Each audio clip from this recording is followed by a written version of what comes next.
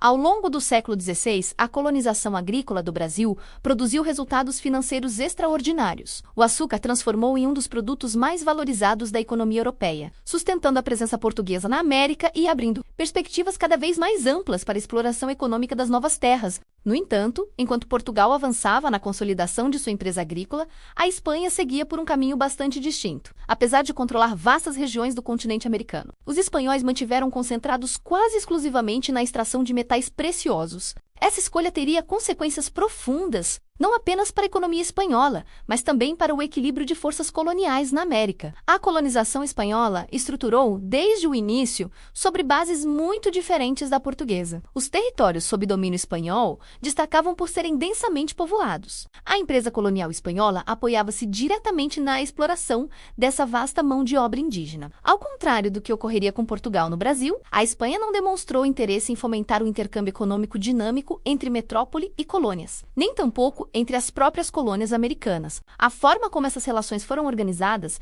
gerou uma escassez crônica de meios de transporte, o que elevava significativamente os custos dos fretes. Esse sistema dificultava qualquer tentativa de integração econômica, mais ampla e limitava as possibilidades de diversificação produtiva. A política colonial espanhola tinha um objetivo claro: transformar as colônias em sistemas econômicos o mais autossuficientes possível, cuja função principal era gerar um excedente líquido sob a forma de metais preciosos, menos a ser transferido periodicamente para a metrópole. O afluxo de metais preciosos provenientes da América alcançou proporções extraordinárias. Nunca antes um Estado europeu havia concentrado tamanha quantidade de riqueza em tão pouco tempo. Esse fluxo contínuo de ouro e prata provocou profundas transformações estruturais na economia espanhola. O poder econômico do Estado cresceu de maneira desmesurada, impulsionado pelos gastos públicos e também por gastos privados sustentados por subsídios governamentais. No entanto, essa expansão não se traduziu em fortalecimento da produção interna. Pelo contrário, o aumento abrupto da renda provocou uma inflação crônica, que se refletiu em persistentes déficits na balança comercial. Os preços na Espanha ficaram consistentemente mais elevados do que nos países vizinhos. Como consequência, as importações cresceram e as exportações diminuíram. Os metais preciosos que chegavam da América acabavam financiando a produção de outras economias europeias, ao mesmo tempo em que enfraqueciam a base produtiva espanhola. A Espanha tornou-se, assim, o centro irradiador de uma inflação que se propagou por grande parte da Europa. Esse modelo econômico gerou efeitos sociais profundos. A possibilidade de viver direta ou indiretamente de subsídios do Estado fez crescer o número de pessoas economicamente inativas. A importância relativa dos grupos ligados às atividades produtivas diminuiu progressivamente, tanto na sociedade espanhola quanto na orientação da política estatal. A economia passou a girar em torno da redistribuição da riqueza mineral, e não de sua produção. Esse processo enfraqueceu o setor manufatureiro e reduziu os incentivos à inovação técnica e à expansão produtiva. A Espanha, apesar de sua enorme riqueza aparente,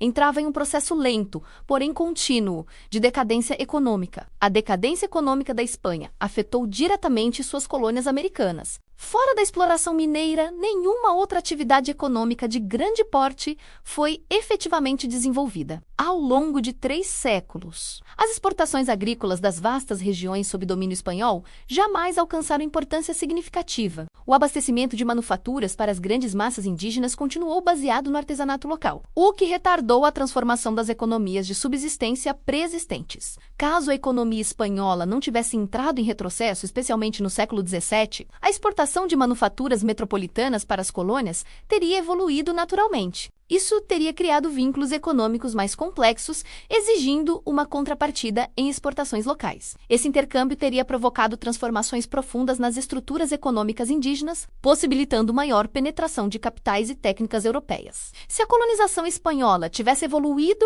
nesse sentido, a empresa portuguesa teria enfrentado dificuldades muito maiores para se afirmar. A Espanha dispunha de vastas extensões de terras de excelente qualidade para o cultivo do açúcar, situadas mais próximas da Europa do que o Brasil. Além disso, contava com uma mão de obra indígena numerosa e relativamente mais experiente do ponto de vista agrícola. Somava-se a isso o enorme poder financeiro concentrado nas mãos do Estado espanhol. Tudo indica que, em condições normais, a Espanha poderia ter dominado o mercado de produtos tropicais, especialmente o açúcar. Desde o século XVI, o fato de isso não ter ocorrido revela o peso decisivo de sua própria decadência econômica. A ausência de um setor manufatureiro dinâmico e de grupos econômicos interessados em desenvolver exportações agrícolas impediu a Espanha de aproveitar plenamente seu potencial colonial. Dessa forma, abriu-se espaço para a consolidação da empresa colonizadora agrícola portuguesa. O êxito de Portugal no Brasil não pode ser explicado apenas por seus méritos próprios, mas também pelas limitações estruturais de sua principal rival na América, a descoberta precoce e a exploração excessiva dos metais preciosos. Longe de fortalecer a Espanha no longo prazo, contribuíram decisivamente para sua decadência econômica e para o sucesso da colonização portuguesa. Assim, o monopólio português nos produtos tropicais foi resultado não apenas de planejamento e adaptação, mas também das escolhas econômicas que a Espanha fez e das oportunidades que deixou escapar.